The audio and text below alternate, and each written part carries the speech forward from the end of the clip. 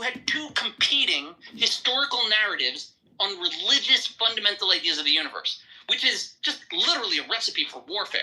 Well, no, I mean, the Jews survived through assimilation. I mean, I think they were just... No, assimilation was usually a horrible thing that resulted in... The Holocaust. The Holocaust was at the capstone of the greatest era of Jewish assimilation into Europe. Yeah, I mean, the European Jews were like... They're not religious.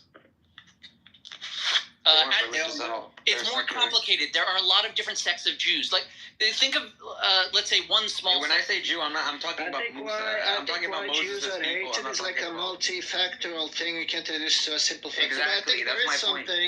I think there's something to Max said. I think the one about like the losing group always coming back is like there's probably like some hatred there. People see them in contrast with the Jews. Both the Muslims and the Christians have done that.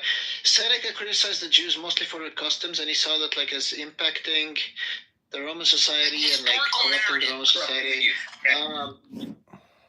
including like the Sabbath. He wasn't a big fan of the Sabbath, but I don't think you can reduce it like a simple thing. But what was it? I would like want to go back to like the Israel thing. That was like a more interesting conversation. What part about Israel-Palestine? What do you mean? No, I just mean like that topic's more interesting than Jew hate. Well, this guy looks like a Super Saiyan anti-Semite. But go ahead, Don. What are you gonna say? This guy looks like a Super Saiyan anti-Semite. No, not even remotely anywhere anti-Semitic. But the thing is, like, when you're talking about between the two religions and the beliefs, like when I was in Sadr City, I was in Darwa and Jamila. And those are two different regions within Sadr City. And there's probably like, close to about like 1.3 million people in between the two. And they would kill the shit out of each other. And they're both Shia, but they're so tribal. Like they didn't have coexistence within their own culture. Like, and to ask Wait, is this in Iraq? Is this in Iraq?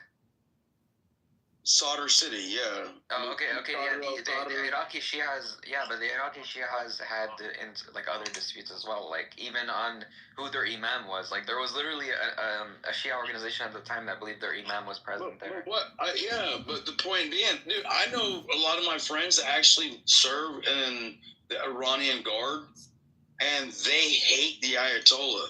Yeah, exactly. Those are cool. But as a soldier, I got to meet a lot of these people, and we still talk, but on the down low, they don't like their fucking leadership.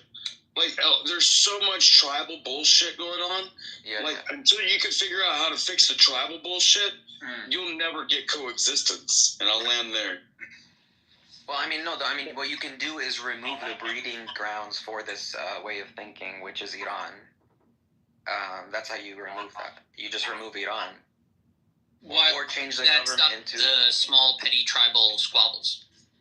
Yeah, it will stop that because most of those little petty things are funded by Iran. But wait, no, they're not. They're very much. Hold on. No. If you're talking about Sadr City and them, you're talking about a group of people that were like the 1920s New York Mafia. This family versus that family versus this family versus that family. I don't know how you think you're gonna break up the mafia. It's been broken up before. Shiism has a huge history of being broken up multiple times. They're schismed, they've schismed 100 times. Every 10 years they have a new way of thinking. But not only telling incorrect shit information, these guys not gonna be able to track it, even if you told accurate. Oh, okay. He can just look it up. This is online. No, we don't have enough cultural context to understand. True. Well, here, I'm gonna put in the side chat all the living Shia ways of thinking. You can look them up. No, but that was like a microsect that claimed that you talk about the Ansar al-Yamani, Mukhtar al-Sadr. They did terrorism, terrorism. But that group has broken into two sects now. I know there's one a modern one that lives on TikTok. Yeah. There was the white banner and the black banner. The black banner are the TikTok ones. Isn't that crazy? Well, yeah, the green banner are the crazy fuckers that slap their heads with a fucking sword when they walk down the road. The black banner. They only say anti-Semitism. It's just horrible. I'm not gonna lie.